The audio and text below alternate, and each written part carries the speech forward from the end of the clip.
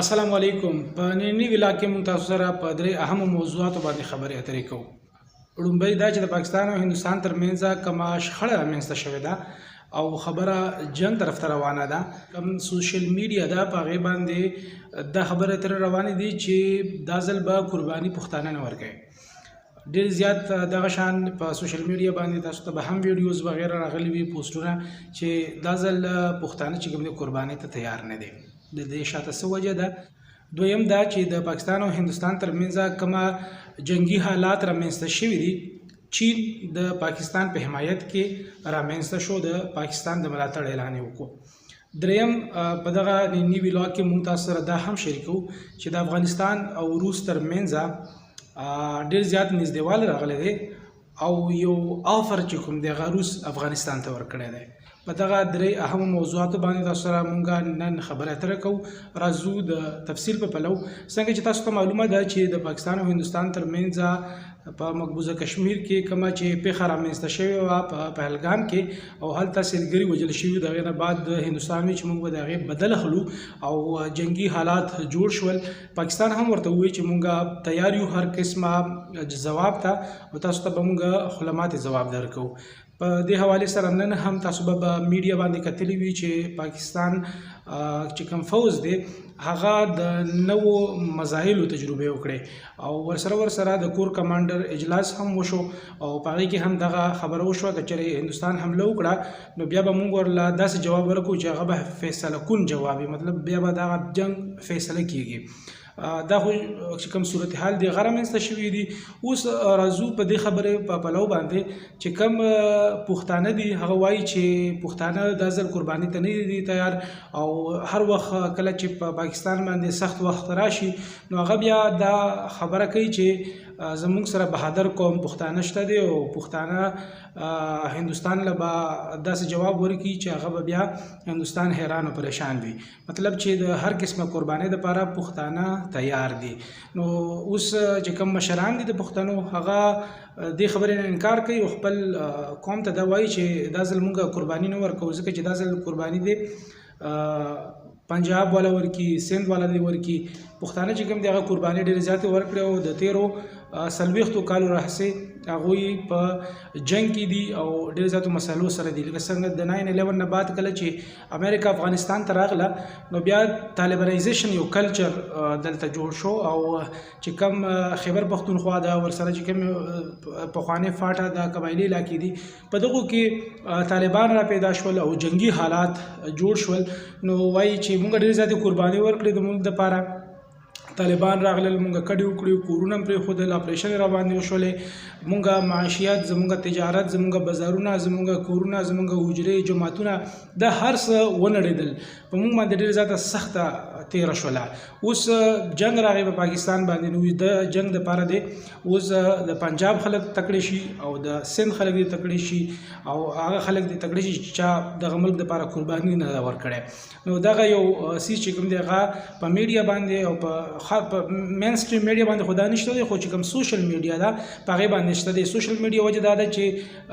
داسې خلک ډېر زیات دي چې هغه په بهر هېوادونو کې موجود دي نو هغوی بالکل سیف دي. هغه خپل چې کوم خپل رای اظهار دی هغه په ښکاره ډول باندې ډېر زیات په زړورتیا سره کوي، هغوی څه خطر نه محسوسوي نو هغوی دغه شان ویډیوز، پوسټونه وغیره وغیره په سوشل میډیا باندې مخې ته راوړي. خصوصي توګه باندې د ANP کوم مشر د ایمل ولی خان د هغې یو ویډیو کلیپ ډېر زیات مشهور شوی دی چې د هغې نه پوښتنه کېږي په یوه انټرویو کې چې تاسو څه وایې د پښتنو په حوالې سره چې کوم د پاکستان او هند ترمنځ د جنګ ماحول جوړ دی. نو هغه ورته ووایي چې پښتانه ته ټول عمر دا ویل شوي دي چې تاسو بهادر یې، تاسو تکړه په فوج کې چې کوم پښتانه دي د هغوی کار ډیوټي همدغه ده چې تاسو به جنګ کوئ، هغوی به جنګ کوي. خو چې کوم عام خلک دي هغوی د دې سره څه کار نشته دی. څو قرباني ورکوي نو بیا د پنجاب او د سند خلک قرباني ورکوي. د هغوی دغه موقف مخې ته راغلی دی کوم چې ډېر زیات وایرل شوی دی په سوشل میډیا باندې. دې سره چې کوم نور خلک دي خصوصي توګه باندې چې کوم شرف افضل مروت دی د هغوی انټرویو ډېره زیاته وایرل شوې ده. هغوی هم وایي چې د پښتنو نه چې کوم وسایل دي، کوم معدنیات دي هغه وړل کېږي، هغوی ته څه نه ورکول کېږي، په هغوی باندې اپریشن کېږي، د هغوی نه د خولې روټۍ شکول کېږي، هغوی له سهولتونه نه ورکول کېږي کوم چې د هغوی حق دی او چې کله بیا د جنګ خبره راشي نو پښتانه تکړه شي او ورځئ پې نو هغوی ویل چې موږ اوس داسې نشو کولی او پښتانه اوس پوه شوي دي د هغوی دغه موقف مخې ته راغلی دی نو دغه په سوشل میډیا باندې ډېر زیات ټرینډ روان دی نو د کار خو د هر چا خپل دی لکه هر سړی پیدا دی خپل کار لره که نه دغه چې کوم پښتانه دي که سیندیان دي که بلوچیان دي څوک هم دي د پاکستان هغه ټیکس پی کوي ګورنمنټ ته ګورنمنټ چې کوم دی هغه ټیکس مختلف ډپارټمنټ ته ورکوي ورسره چې کوم دی فوج ته ورکوي د ټول نه لویه برخه چې کوم دی هغه فوج ته ډیفینس ته ځي چې ملک سلامتیه ته خطره پیښه نه شي نو هغه ټیکس ورکوي به د هغوی کار د فوجیانو دا چې کوم دی قانوني و آئیني یو لار هم ده چې د چا کومه ذمهواري وي هغه به خپل سر ته رسوي نو دا د هغوی مختلف قسمه د پاکستان فوج دی که هغه بحري دی که هغه هوایي دی که هغه ځمکي دی نو دا د هغوی ډیفینس یا د ملک تحفظ دا د هغوی کار دی یو حده پورې دا خبره ټیک هم ده خو د پاکستان سره د څومره د پنجابي زړه خوږېږي پې خفه کېږي همدومره چې کوم دی پښتون هم پې خفه کېږي ځکه چې د هغې خاوره د وطن دی ډېر څه یې نه دي ورکړي خو څه خو یې ورکړي دي ځکه چې زموږ دا خلک په فوج کې هم شته دی مختلف کوم سرکاري ادارې دي په هغوی کې هم شته دی سیاسي جماعتونو کې هم شته دی مختلفو غټو عهدو باندې هم شته دی که مونږ د ډاکټر عبدالقدیر خان ذکر وکړو هغوی چې کوم دی پاکستان دپاره د ډېره لویه کارنامه کړې ده او هغوی اټم بم جوړ کړی دی پاکستان یو اټمي طاقت ملک جوړ کړی دی نو دا په هغې کې د غټه لویه برخه د پښتنو هم ده په دې ملک کې د مخکې وړو دپاره د ترقۍ دپاره او د ملک د سلامتیه دپاره د پښتنو یو غټ کردار دی همدغه شان په لوبو کې دی همدغه شان په سیاست کې دی همدغه شان چې کوم دی په فلمونو ډرامو دغو څیزونو کې دی په هر ځای کې چې کوم دی پښتانه د پاکستان په هر سطح باندې خپل کردار لوبولی دی نو پښتانه چې کوم دی د پاکستان نه ځان بیل نه ګڼي خو دغه حالاتو کې لږ شان ګیلهمن دي خفه دي په کار دی چې کوم خلک پالیسي جوړوي کوم خلک دغه ملک چلوي چې هغوی دغه طرف ته توجه وکړي چې دا خلک ګیلهمن ولیدي خفه ولیدي د هغوی تحفظات څه دي د هغوی نه پوښتنه وشي او هغه ځان سره کېنولی شي او بیا هغه شان چې د هغوی څه غوښتنې وي هغه باید چې پوره شي او مخکې په شان باندې کله به چې فوزیان تېرېدل همدغه زموږ ماشومان او پښتنو به ورته سلامونه کول هر زلمی به چې رالویېدو زلمی کېدو به هغوی به دا خواهش و چې زه د پاکستان فوز برخه وګرځم ښه جي دا خو ړومبی خبر شو راځو د دویم خبر په پلو د پاکستان او هندوستان ترمنځ کوم د جنگي حالات جوړ دي په دې کې چین په کلهو توګه باندې دغه اعلان کړی دی چې د پاکستان سلامتیا ته که چېرې خطره شوه چین به د پاکستان سره څنګ په څنګ وي او پاکستان یوازې نه پرېږدي د دې څو وجې دي چې چین دومره په کلهو توګه باندې اعلان وکړو د پاکستان حمایت وکړو یو وجه دا ده چې د پاکستان او چین ترمنځ دغه ملګرتیا د ډېرې زیاتې مودې نه ده بل وجه دا ده چې پاکستان د چین په مرسته باندې سی پیک شروع کړی دی او دلته ډېر زیات غټ پروجیکټ دی دغه روان دی هغې ته خطره جوړېږي که چېرې جنګ وشي هغه په نښه کېږي دویمه وجه دا ده دریمه وجه دا ده چې تاسو به دغه متل اورېدلی وي چې د دښمن ملګری وي او د دښمن ملګری دښمن وي دغه مطلب به تاسو اورېدلي وي همدغه شان د هندوستان سره د چاینا هم مسله ده د بارډر همدغه شان د پاکستان هم ورسره مسله ده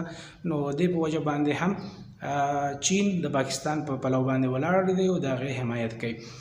دا خو د چین خبره شوه راځو مهم دریم خبر طرف ته کوم چې د افغانستان او روس په حوالې سره دی یو وخت به و چې طالبان روس نه قبلول خو اوس دغه حتی خبره راورسېدله چې روس آفر ورکړی دی افغان طالبان ته چې کوم امارت اسلامي دي افغان ګورنمنټ دی هغې ته یو آفر ورکړی دی چې که چېرې تاسو د داعش خلاف کاروایي کول غواړئ داعش ختمول غواړئ نو موږ چې کوم دی تاسو ته ټیکنالوجي درکولی شو موږ تاسو ته جدید وسلې درکولی شو ورسره چې څومره مالي مرستې دي هغه موږ تاسو له درکولی شو تاسو داعش خلاف کاروایي وکړئ ختمه کړئ د هغې وجه څه ده د هغې وجه دا ده چې څه موده مخکې په ماسکو کې یوه پیښه شوې وه د بدامنۍ د ترخهګرۍ او په هغې کې زیان اورېدلی وروسته نو روس بیا کله چې داعش د دې ذمهواري واخیسته د هغې پړۍ په سر باندې واخیسته نو بیا د روس دښمن وګرځېدو داعش. نو دې وجې نه اوس آفر شوی دی افغان ګورنمنټ ته د روس لخوا چې که چېرې تاسو داعش خلاف کاروایی کول غواړئ او تاسو هغه ختمول غواړئ نو موږ تاسو سره څنګ په څنګ یو، موږ به درله هر قسمه مرسته درکوو. دا زموږ نننی ویلاګ، په دې کې موږ تاسو له دغه مهم 3 معلومات درکړل. وړومبی دا چې په بهرني هیوادونو کې خصوصي توګه باندې چې کوم پښتانه دي یا پښتانه نه دي د هغوی کوم دغه یو ټرینډ جوړ کړی دی. هغه ټرینډ دا دی چې پښتانه دا ځل جنګ ته نه مخکې کیږي او نه ټټرې وهي او نه چې کوم دی هغه دا وایي چې موږ به د فوز نه مخکې ځو بارډر ته او د هندوستان خلاف به جنګ کوو. د هغې په وجو باندې موږ خبرې وکړې. دویم دا و چې د پاکستان او هندوستان ترمنځ کومه چې شخړه روانه ده چین په کلاو مټ باندې د پاکستان حمایت وکړو. او دریم دا چې د روس او د افغانستان ترمنځ نږدېوالی راغلی دی او د داعش خلاف یې ورته د مرستې آفر کړی دی. تمه لرم چې تاسو ته به نوي معلومات ترلاسه شوي وي. که چېرې تاسو هم دغه شان معلومات اخیستل غواړئ، اوریدل غواړئ، کتل غواړئ، زموږ دغه چینل پښتو ډیجیټل در سره سبسکرایب کړئ. خپل ملګري ذاکر الله له اجازه ورکړئ. د الله په امان.